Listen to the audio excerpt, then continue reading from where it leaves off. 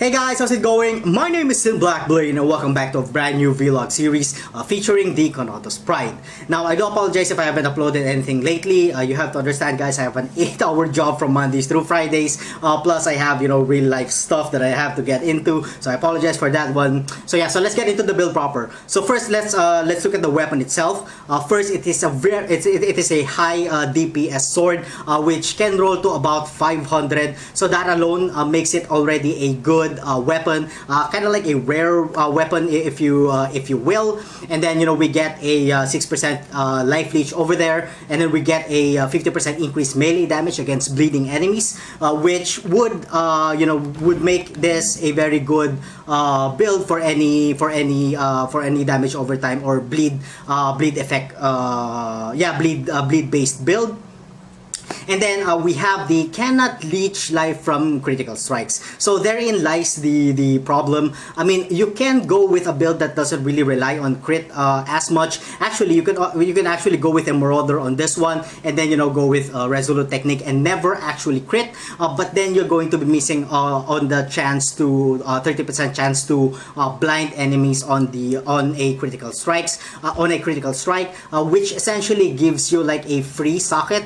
Basically turning your 6 socket into a 7 socket with that 30% chance to blind. So that's going to be also a good factor when it comes to the build. And then of course we have the causes bleeding on a melee critical strike.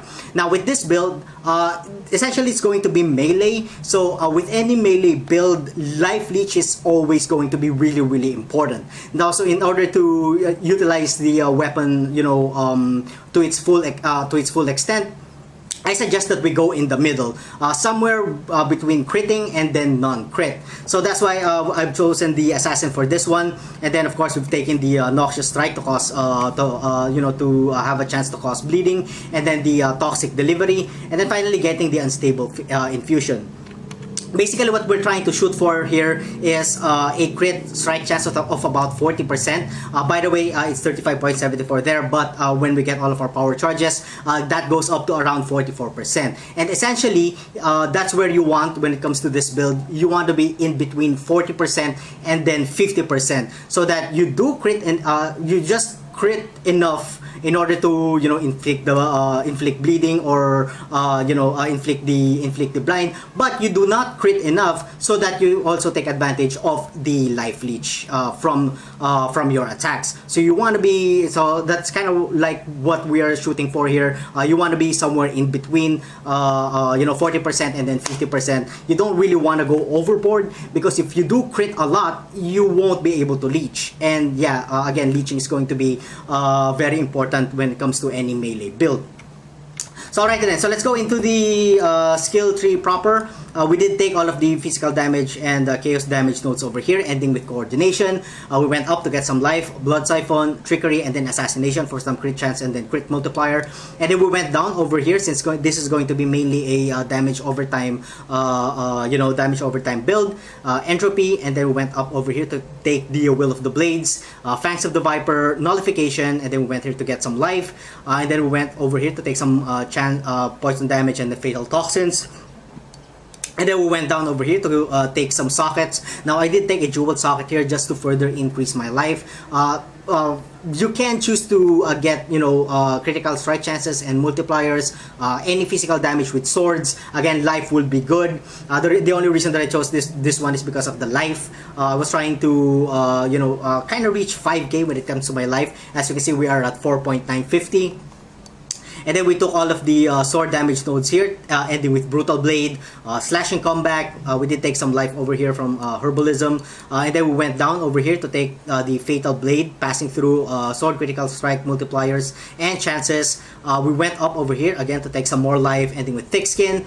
We did go to the left side over here to take the some damage over time effects, and then the Dirty Techniques, the Iron Reflexes. I was aiming for the Cloth and Chain over here because we are going to be using the Abyssos for this build, and we are going to try to get as much armor as we can because of the fact that it is a pretty good helm, boasting a lot of damage, but then we get an increased physical damage taken. So we want to try to sort of mitigate that physical damage over there. And then we've gotten the Executioner and the Wrecking Ball, you know, two of the most powerful two-handed nodes here in the game. And then we went up to take the Golem's Blood, Destroyer, Master of Arena, Bravery, Art of the Gladiator, and then we've taken some armor and life nodes over here. And then we did take some mana flows over here, basically because we are using two sort of aura over here, the Grace and the Determination, coupled with the Enlightened support. So yeah, we do need a little bit more mana in order to attack frequently, because as you can see, 81, our current mana is at 81, and the Lacerate, the mana cost of Lacerate is at 29. So yeah, it's kind of important to get a little bit more mana, but if you could get that off gear, you know, these are 2 points that you could allocate somewhere else, probably getting the Heartseeker, or getting, you know, another jeweled socket, and probably boosting your life or crit chance and crit multipliers. And then we went up over here to take the Finesse, Evasion and Life nodes, ending with some more Evasion and Life over here. Again, the Primal Spirit and the Heart of the Oak. Now, since the level is at level 88, I think I'm gonna go with, you know, more, probably more Endurance Charge. It really depends on how high do you really want to go with this map. The highest that I've done was at level 12 with this build. Or again, you can go with Heartseeker, or if you want, you know, you could go with maxing out your frenzy charges. Again, Cloth and Chain will be good again to further increase your you know, your armor. Right then, so for our gear, again, we are going to be using the Abysses for this one. If you find yourself dying a lot, or if you cannot get the combination of Grace, Determination, and Enlighten, you know, this is going to be a bit expensive. You can replace the Abysses with either Devotus Devotion or, you know, Rat's Nest. Either of the two will work just fine. For our gloves, you know, just Life and then Resist. For our belt, again, Life and Resist. For our boots, Life and Resist. So nothing really special, just Life and Resist. Life and Resist again for the 2-stone, Life and Resist. And then finally for our amulet, we are going to be choosing an Onyx amulet, just to, you know, meet all of the requirements. Because if there's one thing that I really hate, it's to, you know, take, you know, nodes like these, you know, just to be able to meet some requirements. Those are best placed, you know, somewhere else, in my opinion. So yeah, so what's connected to our Lacerate? That's going to be connected to multi-strike, faster attacks, melee physical damage, fortify, and then increase critical strikes. Now, if you are using the Rat's Nest, you don't really need the fortify, so you could just add a added fire damage support gem over there to further boost the overall DPS of your Lacerate. We do have Enduring Cry. Again, we are going to be using Grace and then Determination attached to Enlighten. Else, we have CWDT, Molten Shell, Increased Duration, and Immortal Call. And then we have CWDT, Blood Rage, and then Vulnerability for our Curse. We do have melee physical damage support over there with Ancestral War Chief. So this basically gives the enemies something to shoot at or attack instead of us. So yeah, that's just an option in my opinion. And then of course we have Summon Flame Golem, faster attacks, minion life support, and we have Leap Slam. Alright, so when it comes to our stats, our offense or our Lacerate is doing 32.3k, which goes up to about 33 plus, I believe, once we get all of our power charges up, and a critical strike multiplier of 486. Defensively, our armor is pretty good at 17.2k with an estimated physical damage reduction of 58%. All of our resistances are capped with some stun, ignite, chill, freeze, and shock avoidance over there, 8% and 28% respectively. And the map that we are going to be doing is an 11 map, tier 11 map. It's an underground sea map over there with a rare mod. And quite honestly, I'm actually running out of alchemy orbs just to, you know, just to convert things into rare, which are not too, you know, not too difficult. Alright, and then here we go. So I'm going to show you guys the overall damage once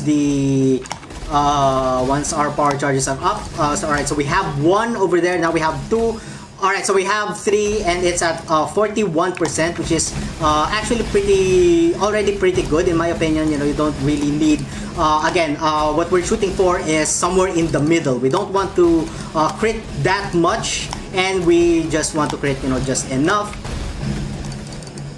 Yeah, because if we do, you know, we're gonna lose the life leech, which is essentially very important for any crit build, in my opinion. You can't never really go, you know, without the without any, you know, without any life leech when it comes to melee builds. So again, you don't really want to get too close to monsters. If you can increase the AoE, that would be good also. But yeah, you will be missing out on, you know, you'll be missing out on the crit chance, which is, you know, kind of important because it's a little bit difficult to actually get to around what, 40% because of the fact that the crit chance of the weapon is only at 5%. So yeah, that's going to be fairly difficult to pull off. Not impossible, it's just a little bit difficult.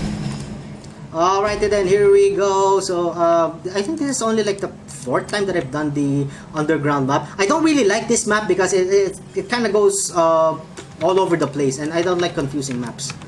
Oh god damn it, where the fuck am I going? By the way, I'm gonna put my MS up there so that you guys could see how poor my ping is.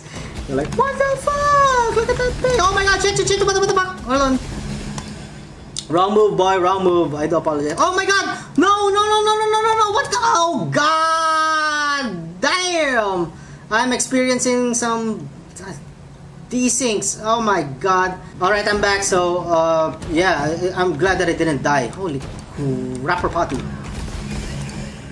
So I'm also starting the Diablo, you know, Diablo 3 Season 8. What am I saying? Diablo 3 Season 8. So I'm going to make a build again out of a monk. I think I did the. Oh, I didn't do any build for the Season 7. Oh, I missed one. Oh god, this is the only time that I realized that I missed one. Oh, crapper potty. Anyway. So as you can see, yeah, we are critting and then not critting at the same time, so we get that life leech. But then again, yeah, you can again go with a non-crit build for this one, but then you'd be missing out on the 30% chance to blind, which is it's not really essential, but you know, it's kind of nice to have.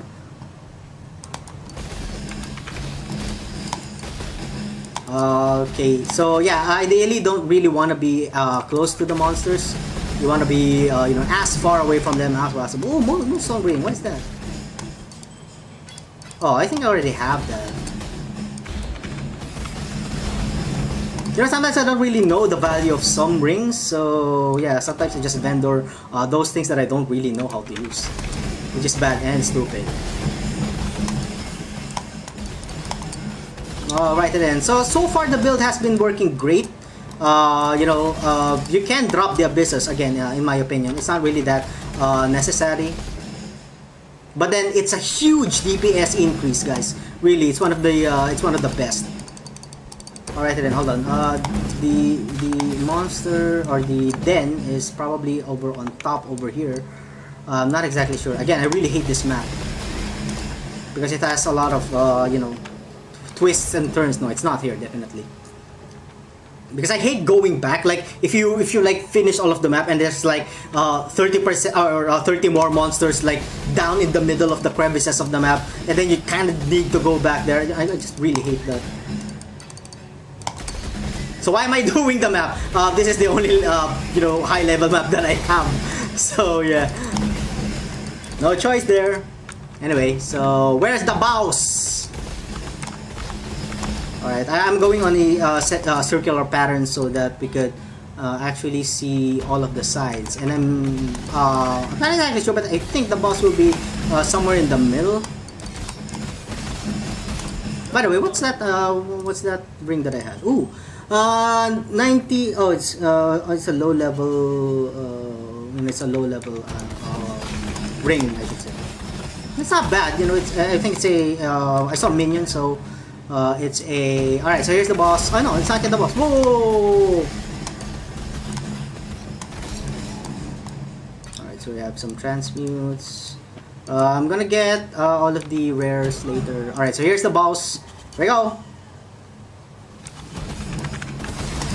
No, no, no, no, no, no, no, no, no. Oh, no, no, no, no, wait, shit. I forgot that there's a part of the map which we are cursed with elemental weakness, and she's actually doing, I forgot that she was actually doing elemental damage. So that was kind of cocky for me, in